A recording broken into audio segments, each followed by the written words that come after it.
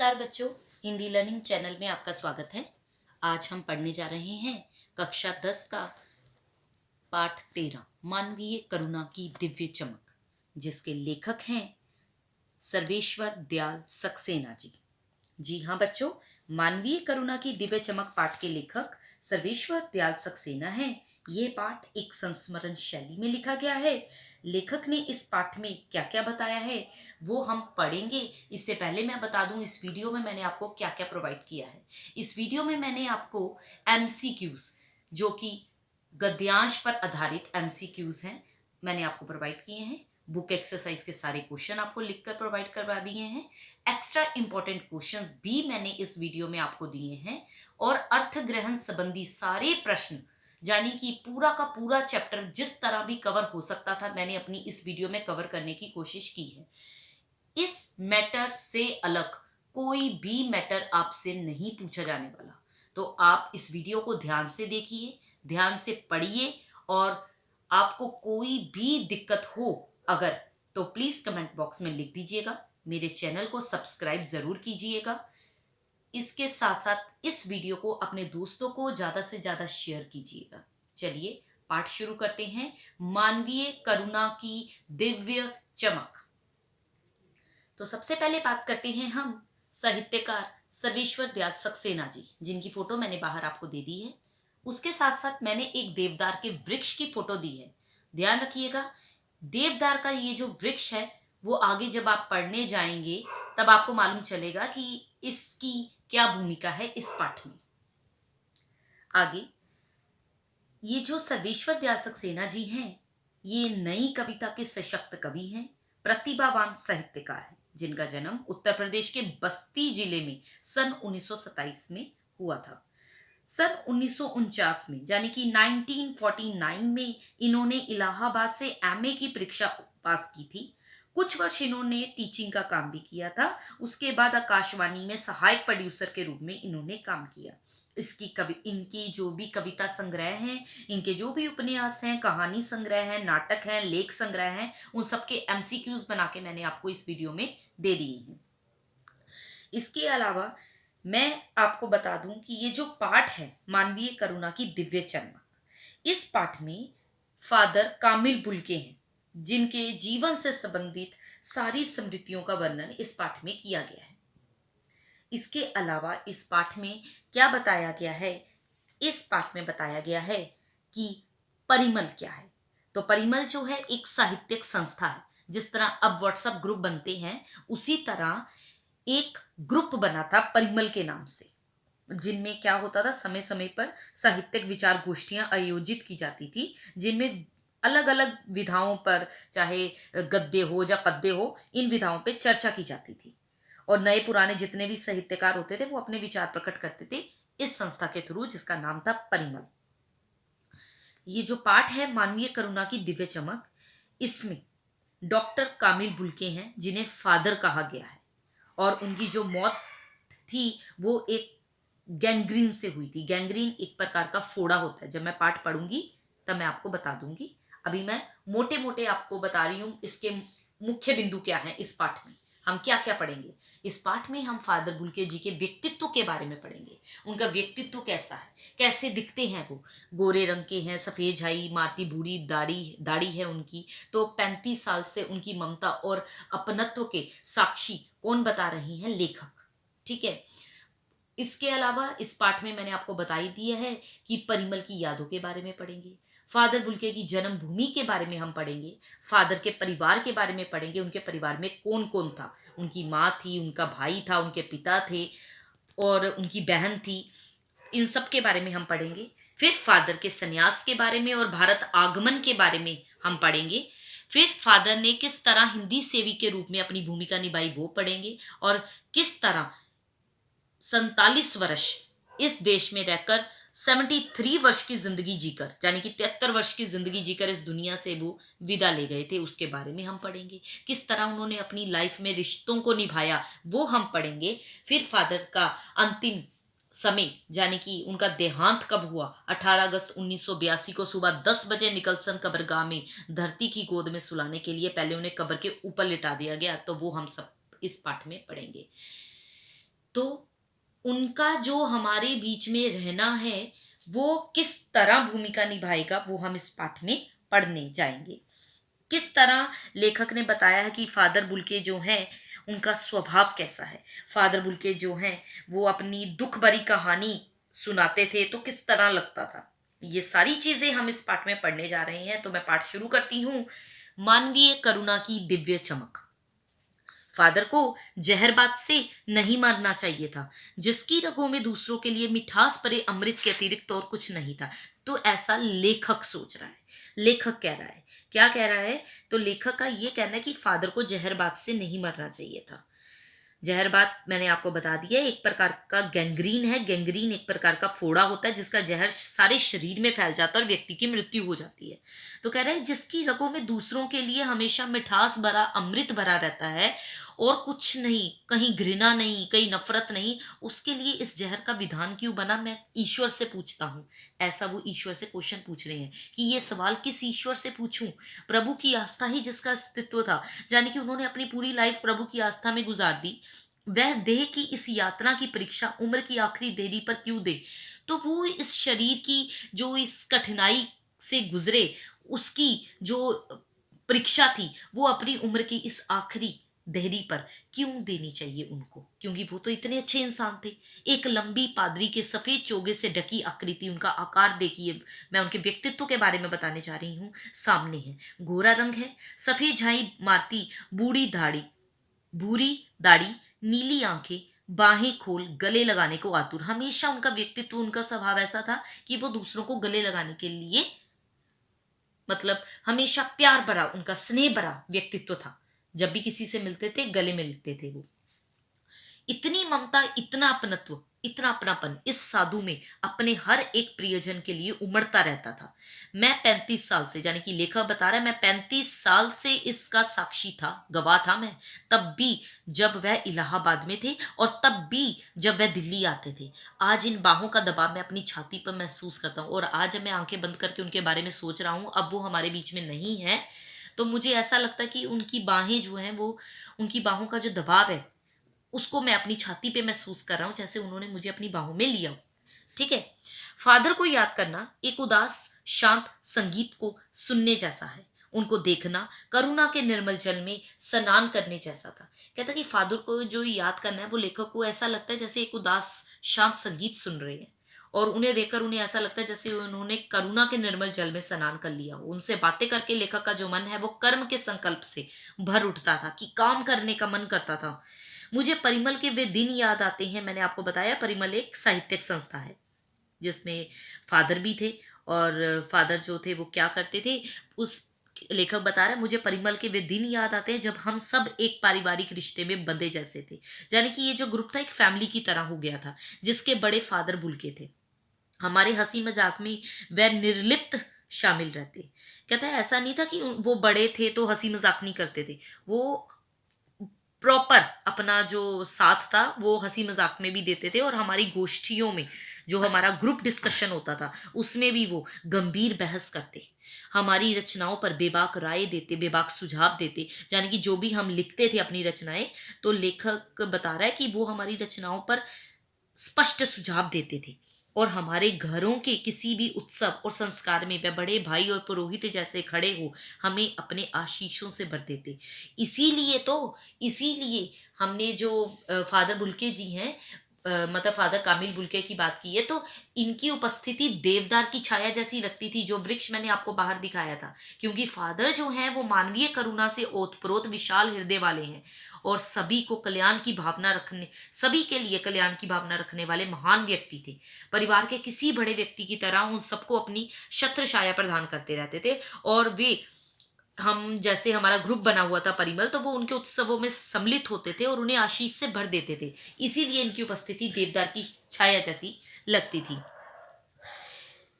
मुझे अपना बच्चा और फादर का उसके मुख में पहली बार अन्न डालना याद आता है। तो लेखक को वो घटना याद आती है कि जब लेखक के बच्चे के मुंह में फादर ने पहली बार क्या किया था, अपने हाथ से अनाज खिलाया था।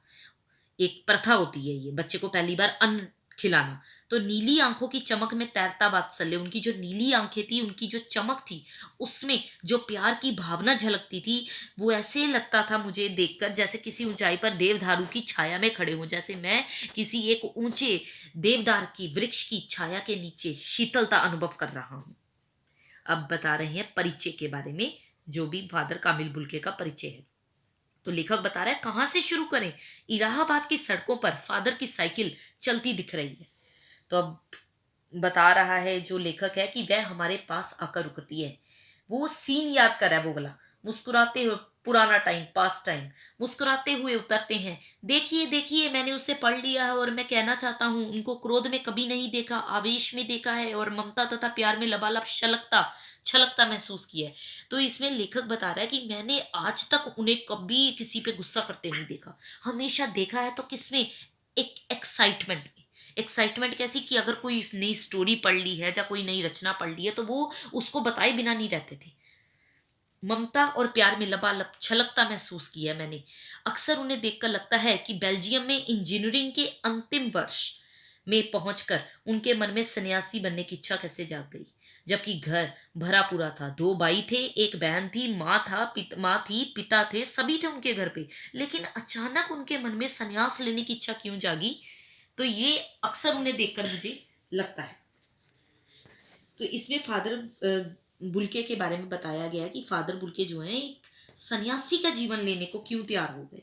ऐसा क्या हो गया, क्योंकि उनके घर में पूरा परिवार था, फिर भी उन्होंने अपनी स्वेच्छा से सन्यास लिया, तो ऐसा क्यों। आगे पढ़ते हैं। आपको अपने देश की याद आती है। लेखक ने ना एक बार फादर से पूछा था कि आपको अपने देश की याद आती है। मेरा देश तो अब भारत है। तो उसका रिप्लाई क्या किया फादर कामिल बुल्के ने कि मेरा देश तो अब इंडिया है, भारत है, मैं जन्मभूमि की पूछ रहा हूं, ऐसा लेखक ने पूछा। तो अब कामिल बुल्के बोले, हाँ आती है, बहुत सुंदर है मेरी जन्मभूमि, रेम्स चैपल। घर में किसी की याद आती है, लेखक ने पूछा। तब फादर कामिल बुल्के ने जवाब दिया, माँ की याद आती है, बहुत याद आती है।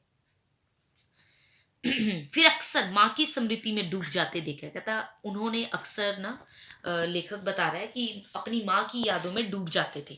फादर कामिल बुल्के जब भी पुरानी बातें याद करते थे, उनकी माँ की जो चिट्ठियां थी अक्सर उनके पास आती थी।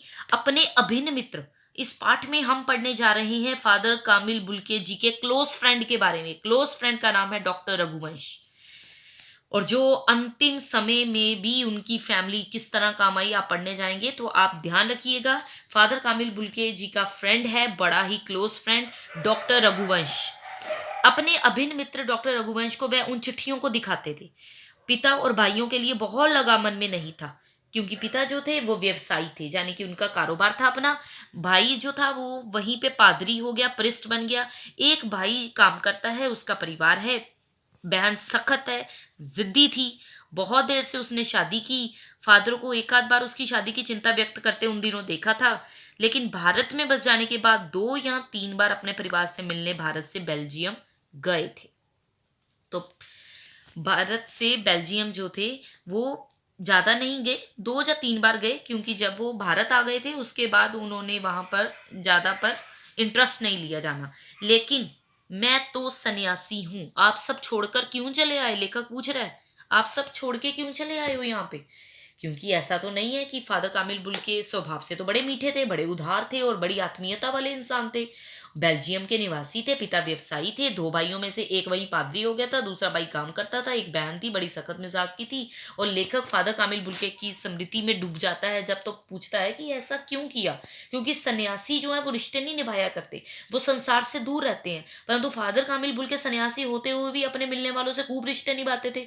वो लेखक से मिलने के लिए मौसम की परवाह किए भी ना आ जाया करते थे। तो इसीलिए वो बता रहे हैं, लेकिन मैं तो सन्यासी हूं, आप सब छोड़ के क्यों चले आए। प्रभु की इच्छा थी, ऐसा उन्होंने जवाब दिया।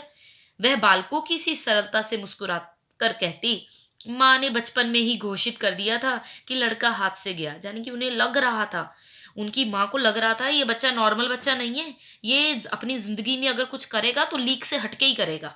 और सचमुच इंजीनियरिंग के अंतिम वर्ष की पढ़ाई छोड़कर फादर कामिल बुल्के सन्यासी होने जब धर्मगुरु के पास गए और कहा कि मैं सन्यास लेना चाहता हूं, तथा एक शर्त रखी क्योंकि जब भी हम संन्यास लेते हैं ना, तो संन्यास लेते समय संन्यास चाहने वाला जो होता है वो एक शर्त रख सकता है। तो उन्होंने एक शर्त रखी कि मैं भारत जाऊंगा। अब वो भी सोच रहे थे कि इन्होंने ऐसी शर्त क्यों रखी, भारत जाने की बात क्यों उठी है। नहीं जानता, बस मन में ये था। उनकी शर्त मान ली गई और वह भारत आ गए। पहले जीसेट संघ में 2 साल पादरियों के बीच धर्माचार की पढ़ाई की उन्होंने। फिर 9-10 वर्ष दार्जिलिंग में पढ़ते रहे। कलकत्ता से बीए किया, इलाहाबाद से एमए किया। तो ये उन्होंने अब उनके बारे में बताया है कि फादर कामिल बुल्के जो थे वो हिंदी को क्या नजरिए से देखना चाहते थे। अब आप पढ़ेंगे आगे। उन दिनों डॉक्टर वीरेंद्र वर्मा, साहित्यकारों के बारे में बताया गया। धीरेन्द्र वर्मा हिंदी विभाग के अध्यक्ष थे। शोध प्रबंध प्रयाग विश्वविद्यालय के हिंदी विभाग में रहकर 1950 में पूरा किया। राम कथा उत्पत्ति और विकास, यानी कि शोध कार्य था उनका, रिसर्च वर्क इस पे था, राम कथा उत्पत्ति और विकास पे। परिमल में उसके अध्याय पढ़े गए थे। फादर ने मातृलिंग के प्रसिद्ध नाटक ब्लू बर्ड का रूपांतर भी किया। रूपांतर मतलब उन्होंने जो ब्लू वर्ड है, यानी ब्लू बर्ड है, नील पंछी के नाम से हिंदी में अनुवाद भी किया है उन्होंने, नील पंछी के नाम से। बाद में वह सेंट जेवियर्स कॉलेज रांची में हिंदी तथा संस्कृत विभाग के विभागाध्यक्ष हो गए और यहीं उन्होंने अपना प्रसिद्ध अंग्रेजी हिंदी कोश तैयार किया, यानी कि एक डिक्शनरी, और बाइबल का अनुवाद भी किया। और वहीं बीमार पड़े। पटना आए, दिल्ली आए और चले गए। 47 वर्ष देश में रहकर और 73 वर्ष की जिंदगी जीकर वो मृत्यु को प्राप्त हो गए। जो फादर कामिल बुल्के थे वो थे तो सन्यासी। कभी कभी लगता है वो मन से सन्यासी नहीं थे, रिश्ता बनाते थे तो तोड़ते नहीं थे।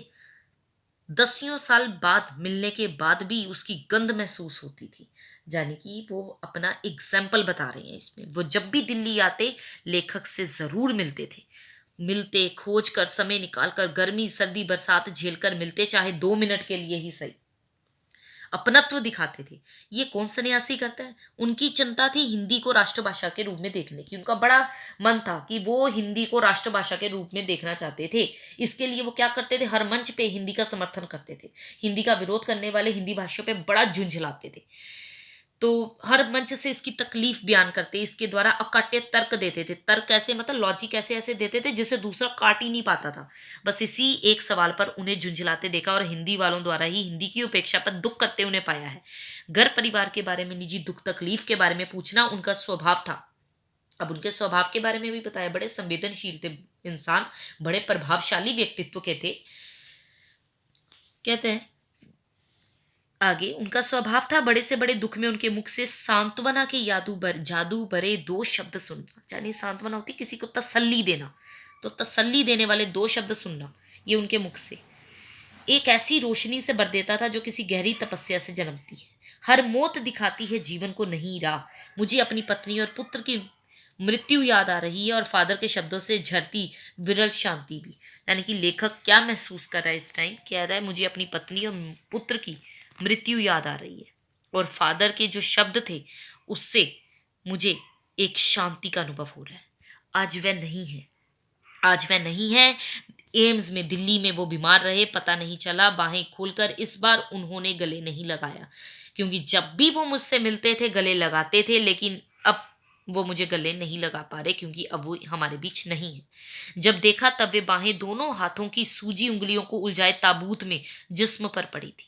अब उनकी जो बाहें मुझे हक करने के लिए आगे बढ़ती थी, अब वही बाहें जो हैं दोनों हाथों की सूजी उंगलियों को उलझाए हुए ताबूत में अपने जिस्म पे पड़ी हुई थी। जो शांति बरसती थी उस चेहरे पर आज वो शांति थमसी गई थी। तरलता जम गई, यानी कि जो प्रेम झलकता था, जो वात्सल्य झलकता था, वो भी कहीं जम गया था। वह 18 अगस्त 1982 की सुबह 10 बजे का समय था। दिल्ली में कश्मीरी गेट के निकलसन कब्रगाह में उनका जो ताबूत था, उनकी जो कब्र थी, एक छोटी सी नीली गाड़ी में से उतारी गई।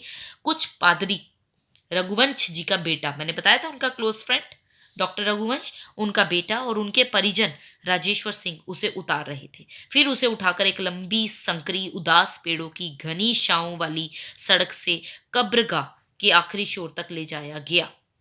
अब प्रकृति भी उदास है आज के दिन, क्योंकि यहां धरती की गोद में सुलाने के लिए कब्र अवाक मुंह खोले लेटी थी। उन्हें लेटाने के लिए कब्र भी जो थी वो अवाक मुंह खोले लेटी हुई थी। ऊपर करील की घनी छांव थी। करील कांटेदार पेड़ होता है जिसकी घनी छांव थी और चारों ओर कब्रें थी। तेज धूप के व्रत यानी कि धूप फैली हुई थी। कुछ साहित्यकारों के नाम नीचे पढ़ने जा रही हूँ। जैनेन्द्र कुमार, विजेंद्र स्नातक, अजीत कुमार, डॉक्टर निर्मला जैन और मसीही समुदाय यानी कि क्रिश्चियन कमेटी के सदस्य हैं। कुछ लोग हैं पादरीगण, उनके बीच में गैरिक वसन पहने, गैरिक वसन मतलब गैरिक कपड़े पहने इलाहाबाद के प्रसिद्ध विज्ञान शिक्षक डॉक्टर सत्यप्रकाश और डॉक्टर रघुवंश भी, जो अकेले उस संकटी सड़क की ठंडी उदासी में बहुत पहले से खामोश दुख की किन्हीं अपरिचित आहटों से दबे हुए थे। यानी कि आज कोई कुछ नहीं बोल रहा था, सब उदास हो गए थे, सिमट आए थे कब्र के चारों तरफ। फादर की देह पहली कब्र के ऊपर लेटाई गई। मसीही विधि से यानी कि जो भी क्रिश्चियन मेथड होता है अंतिम संस्कार का वो किया गया।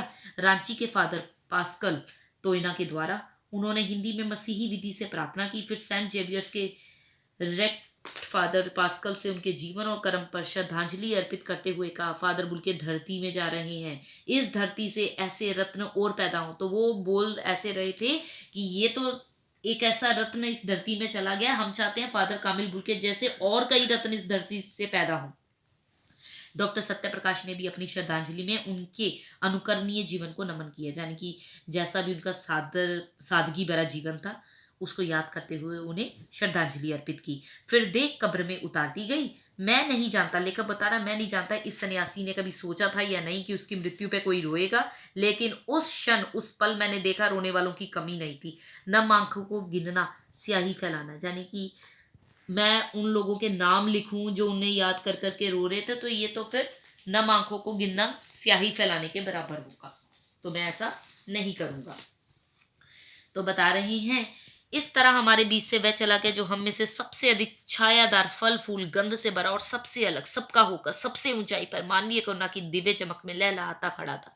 एक ऐसा इंसान, एक ऐसा इंसान जो हमेशा दूसरों को क्या करता था, छाया देता था और हमेशा दूसरों पर दुख नहीं आने देता था, उन्हें निपटने का सजेशन देता रहता था, जिसकी याद हम सबके मन में जो उनके निकट थे किसी यज्ञ की पवित्र आग की आंच की तरह आजीवन बनी रहेगी। मैं उस पवित्र ज्योति की याद में श्रद्धा न हुई। कहता है कि लेखक बता रहा है कि जो ऐसे रत्न धरती में गए हैं ना, और वो जो यज्ञ हो रहा है उसकी जो पवित्र आग निकल रही है, उसकी जो गर्माहट है वो हमेशा हमारे बीच बनी रहे, क्योंकि ऐसे व्यक्ति का जो व्यक्तित्व है वो इतना महान है जिनका प्यार याद किया जाए तो वातावरण भी शुद्ध हो जाए। तो ये था हमारा पाठ मानवीय करुणा की दिव्य चमक, जिसमें उम्र की आखिरी देरी के बारे में बताया गया। उम्र की आखिरी देरी मतलब बुढ़ापा। लेखक ने इन शब्दों का प्रयोग करते हुए कहा कि जब फादर बुल्के सारा जीवन लोगों की भलाई करते रहे तो बुढ़ापे में उन्हें ईश्वर ने इतनी कष्टप्रद भयंकर बीमारी दे दी। कौन सी परीक्षा लेने के लिए ऐसा भगवान ने उनके साथ किया। एक सन्यासी होते हुए भी फादर उनके रिश्तों की गरिमा समझते थे, रिश्तों को निभाना जानते थे। जिनके साथ उनका कोई संबंध बन जाता था अंतकाल तक निभाते थे, रिश्ते जोड़कर तोड़ते कभी नहीं थे वो। बाकी उनके बारे में बताया गया है कि वो इस प्रश्न पर हमेशा झुंझलाते थे कि हिंदी को अपने ही देश में उचित स्थान नहीं मिल पा रहा। वो हिंदी का अनादर जहां भी देखते थे बड़े दुखी हो जाते थे, और ज्यादा दुखी तब होते थे जब हिंदी वाले लोग ही ऐसा काम करते थे। और अगर कोई दुखी व्यक्ति फादर बुल्के को अपनी दुख भरी कहानी सुनाता तो उनका व्यक्तित्व ऐसा था कि वो उसे हौसला देने लग जाते थे, और उस व्यक्ति को लगता था मानो उसके सभी कष्ट, सारे दुख दूर हो गए हों। लेखक ने फादर बुल्के के स्वभाव में सबके प्रति ममता, स्नेह, दया, करुणा, इन सब गुणों को देखकर कहा है कि वो ऐसे विशाल वृक्ष के समान थे जो सबको अपनी छाया, फल फूल, सुगंध प्रदान करता रहता है परंतु स्वयं कुछ नहीं लेता। फादर सबको अपना स्नेह बांटते रहे जीवन के लास्ट टाइम तक। लेखक के लिए फादर बुल्के की जो यादें हैं वो पवित्र भावनाओं से युक्त हैं, जैसे किसी यज्ञ की पवित्र अग्नि की तपश सदा फील की जा सकती है, अनुभव की जा सकती है। उसी प्रकार से लेखक के मन में भी फादर की जो यादें बनी हैं वो हमेशा आजीवन बनी रहेंगी। उनकी जो मानवीय करुणा है उसने लेखक के मन में ये भावना जो है वो एक पैदा कर दी है। तो लेखक ने अपने ये जो पाठ है ना मानवीय करुणा की दिव्य चमक, उसके माध्यम से फादर को एक श्रद्धांजलि दी है। लेखक उनकी पवित्र और करुणा में जीवन पद्धति है उससे बहुत प्रभावित रहा है। लेखक को उन जैसा हिंदी प्रेमी, सन्यासी होते हुए भी संबंधों को गरिमा प्रदान करने वाला, सबके सुख दुख का साथी अन्य कोई नहीं दिखाई देता था। वो लेखक के लिए एक बड़े भाई के समान मार्गदर्शक थे, आशीर्वाद दाता थे, शुभ चिंतक थे। यही था। बहुत इजी सा पाठ है फादर कामिल बुल्के के बारे में जिसमें बताया गया है। स्टूडेंट्स, पाठ्य पुस्तक के प्रश्न उत्तर दे दिए हैं, इसके अलावा इंपॉर्टेंट क्वेश्चंस दिए हैं, एमसीक्यूज कुछ दिए हैं और कुछ एमसीक्यूज मैंने बहुविकल्पीय प्रश्नों के रूप में दे दिए हैं और अर्थ ग्रहण संबंधी प्रश्न भी दिए गए। कोई आपसे पूछे फादर बुल्के के चरित्र चित्रण के बारे में, तो फादर बुल्के के चरित्र चित्रण में आप लिख सकते हैं उनका परिचय में उनका जन्म कहाँ हुआ, बेल्जियम के रेम्सचैपल शहर में हुआ था, उनके परिवार में कौन कौन था, माता पिता थे, 2 भाई थे, 1 बहन थी, ये बता सकते हैं। उनके व्यक्तित्व के बारे में बता सकते हैं कि किस तरह उनका रंग था, उनकी दाढ़ी कैसी थी, उनकी पहचान बता सकते हैं, उनका व्यक्तित्व भीड़ से उन्हें अलग कर देता था। उनकी शिक्षा कहाँ हुई वो बता सकते हैं, उन्होंने शोध कार्य क्या किया वो बता सकते हैं, अध्यापन कार्य कहाँ किया वो भी बता सकते हैं, शांत स्वभाव के बारे में बता सकते हैं, कभी क्रोध करते नहीं देखा उन्हें किसी पे, उनका शांत स्वभाव हर किसी को प्रभावित करता था। उनकी ओजस्वी वाणी के बारे में बता सकते हैं, उनके मुख से निकले 2 सांत्वना के शब्द अंधेरे जीवन में रोशनी ला देते थे। बड़े भाई की भूमिका में फादर बुल्के किस तरह अपना व्यक्तित्व प्रकट करके गए वो बता सकते हैं। उनका वात्सल्य देवदार की पेड़ की छाया के समान था, जो पेड़ मैंने आपको बाहर फोटो में दिखाया है। मिलनसार थे, हिंदी भाषा के प्रति प्रेम था उनका। उनकी मृत्यु कितनी कष्टदायी हुई, इस तरह पूरा व्यक्तित्व तपती धूप में शीतलता प्रदान करने वाला था। इसलिए लेखक का उनको याद करना एक उदास शांत संगीत सुनने जैसा था। तो इस पाठ से आपको क्या शिक्षा मिली स्टूडेंट्स? इस पाठ ने हमें यही संदेश दिया है कि उनका जीवन हम भारतवासियों के लिए एक प्रेरणा है। चाहे वो विदेशी थे, फिर भी भारत की भाषा और संस्कृति से गहरे जुड़े हुए थे। उन्होंने स्वयं को सदैव एक भारतीय कहा था। उन्होंने हिंदी को राष्ट्रभाषा बनाने के लिए बड़े प्रयास किए थे। हम लोगों को फादर बुल्के के जीवन से ये संदेश लेना चाहिए कि जब एक विदेशी अनजान देश, अनजान लोगों और अनजान भाषा को अपना बना सकता है, तो हम अपने देश, अपने लोगों और अपनी भाषा को अपना क्यों नहीं बना सकते। हमें अपने भारतीय होने पे गर्व होना चाहिए। अपने देश और उसकी राष्ट्रभाषा हिंदी के सम्मान की रक्षा के लिए हमें सदैव तत्पर रहना चाहिए। जल्दी मिलते हैं स्टूडेंट्स आपको एक नई वीडियो के साथ। Till then good bye.